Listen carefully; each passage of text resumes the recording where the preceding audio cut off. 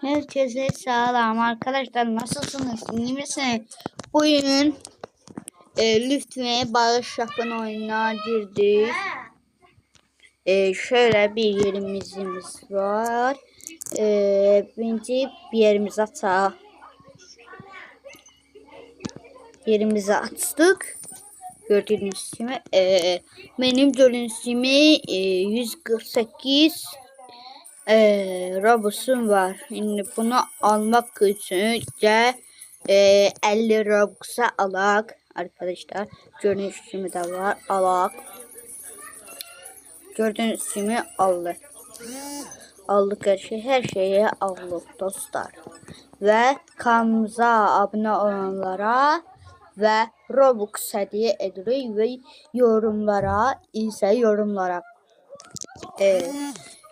abone olun ve yorumlar yazın ki mənim adım budur. Mən sizə Robux göndəreyim. Gördüğünüz kimi bunu da istəyir. Bunda Robux atak 10.000 Robux. Atak 10.000 Robux. Attı. Siz de istəyirsinizsə yorumlara yaza bilərsiniz dostlar. Şimdi şunu açaq. Bak. Geçti. 1000 Robus'tan onu da alak. Bilmiyorum. Bak dostlar.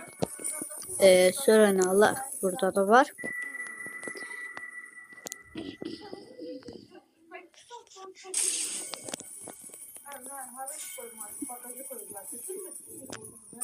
Dostlar gördüğünüz gibi her şeye, her insana Robux dağıttım ve kanalımıza abone olanlara ne yapacağız? Robux dağıtacağız ve lütfen bağış yapın oyuna girin. Kaçırmayın.